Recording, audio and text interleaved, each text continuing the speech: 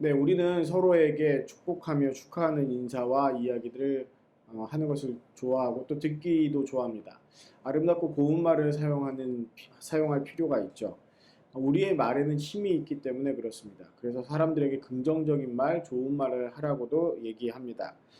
그런데 특히 이제 이 말에 있어서 우리는 가르치는 것과 함께 생각을 해봐야 될 게 있습니다. 우리는 가르치는 사람이 되게 되어 있습니다. 나이가 들어가고 또 그리고 어느 자리이든지 간에 사람들을 가르치거나 혹은 명령하는 일을 어쩔 수 없이 하게 되는 그런 위치에 올라가죠. 그때 이 말의 실수가 있으면 곤란합니다. 왜냐하면 우리들의 말 때문에 여러 가지 일들이 일어나고 우리 자신에게도 일어나기 때문입니다. 우리가 다 실수가 많으니라고 오늘 본문 말씀에서 얘기하는데요. 사람의 실수에는 여러 가지가 있습니다. 능력이 없어서 또 그리고 지식이 부족해서 판단을 잘못해서 유혹과 감정에 휘말려서 등등 실수할 수 있는 일들이 많이 있죠. 여기서 실수는 푸타요라는 말에서 출발하는데 걸려서 비틀거리다, 걸려서 넘어지다 라는 뜻으로 쓰여집니다. 즉 잘못하다, 죄를 짓다라는 의미가 있는 것이죠. 전도서 7장 20절과 요한일서 1장 8절은 우리가 다 잘못이 있고 실수와 죄가 있다라고 얘기합니다. 그런데 말에 실수가 없는 사람이 바로 온전함을 이루는 사람, 온전한 사람이라고 오늘 본문 말씀은 이야기를 하죠. 어찌 보면 우리는 혀를 제어하고 말을 제어하는 것, 가장 어려운 일들을 해내는 것이라고 볼 수 있습니다. 그리고 그 말에는, 그 혀에는 일을 이루어가는 힘이 있기 때문이라고 아까 전에도 말씀드렸죠. 그래서 우리는 이 말하는 문제, 이 혀를 사용하는 문제를 잘 봐야 됩니다. 야고보서 1장 26절의 말씀에는 누구든지 스스로 경건하다 생각하며 자기 혀를 재갈 물리지 아니하고 자기 마음을 속이면 이 사람의 경건은 헛것이라 라고 말씀하고 있습니다. 다시 말하면 하나님 앞에서 살아가는 사람이라고 스스로 생각하지만 혀를 통제하지 않으면 자신의 마음을 속이면서 하나님 앞에서 살아가는 삶이라고 하지만 헛된 삶이 되는 것이라고 얘기하죠. 목회를 하면서 또 성경을 가르치면서 가장 조심하게 되는 부분 중에 하나가 스스로 속이지 않는 것입니다. 가르치다 보면 또 혹은 말씀을 많이 보다 보면 나는 그것을 할 수 있다라고 자연스럽게 생각하게 되는 경우가 많습니다. 모든 것을 다 경험하고 할 수 있다는 착각에 빠지게 되는 것이죠. 이런 일들은 우리 삶에 자주 일어납니다. 그렇기 때문에 이런 착각에 빠지지 않으려면 내가 실제로 그 일을 해보는 수밖에 없습니다. 가르치는 것만 하는 것이 아니라 진짜 해보는 것이죠. 그리고 또한 이 말은요, 배가 방향을 정해서 가는 키와도 같습니다. 진해에 살던 때 한 번은 친구 목사님과 1인승 딩기 요트를 배웠던 적이 있는데 이 요트를 배울 때 교관분이 이렇게 가르쳐 주셨어요. 딩기 요트의 줄과 이 키를 잡는데 바람이 불거나 파도가 많이 쳐서 배가 뒤집어질 것 같으면 이 돛줄을 놓으라는 거예요. 돛을 잡는 이 줄을 놓아야 된다라고 했습니다.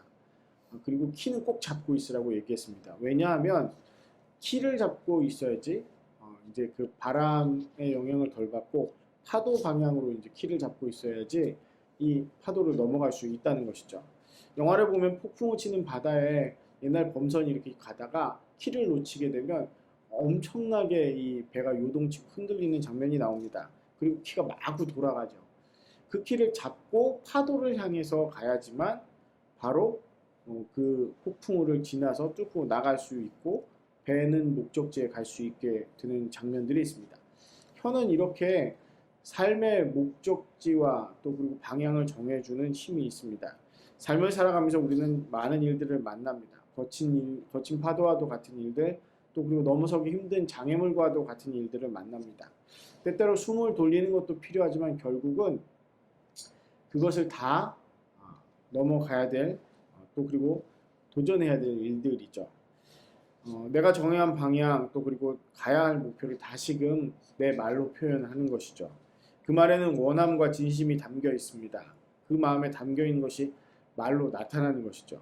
당신은 거룩한 사람입니다 라고 인사를 하는데 이 말에는 원함과 진심이 같이 담겨 있는 겁니다.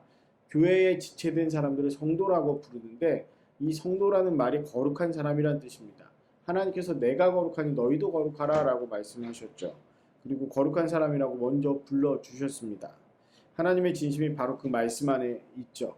또한 그것은 아직 완성되지 않았지만 이루어야 하고 이루어 가야 할 방향이기도 합니다. 그리스도인의 삶의 목적은 성화에 이르는 것입니다. 그리스도의 완전에 이르는 것이죠. 예수님처럼 되는 것, 하나님의 형상을 회복하는 것이 바로 성화입니다. 그러니까 당신은 거룩한 사람입니다 라는 이 말은요, 단순히 인사말이 아니라 그리스도인의 목적, 즉 원함과 진심이 담겨져 있는 것이죠. 우리는 하나님의 말씀을 배우고 살아가는 사람들입니다. 이 하나님의 말씀을 들었을 때 그 말씀이 우리를 통해서 나아갑니다. 그리고 그 말씀이 나아갔을 때 내 삶도 함께 움직여져야 되는 것이죠. 위로받아 본 사람이 위로를 한다고 했죠. 하나님의 위로의 말씀을 들어본 사람이 다른 사람을 위로하게 되어 있습니다. 그리고 그것이 행동으로 옮겨질 때, 단순히 말이 아니라 그 말과 함께 행동이 되어질 때에, 내 삶의 언어로 되어질 때에, 그때 완전에 이르게, 온전함에 이르게 되는 것이죠. 말을 잘하는 것이 온전함, 말을 잘 하는 것, 실수를 없게 하는 것이 온전함에 이르는 방법이라면, 그 말의 실수를 줄이는 것은 내가 그 말씀대로 그 말대로 살려고 실천하고 도전하는 것 외에는 없습니다. 온전함에 이르는 방법, 여러분의 삶의 말과 혀를 잘 제어하시고 삶의 말도 제어하시는 저와 여러분 되시길 바랍니다. 기도하겠습니다.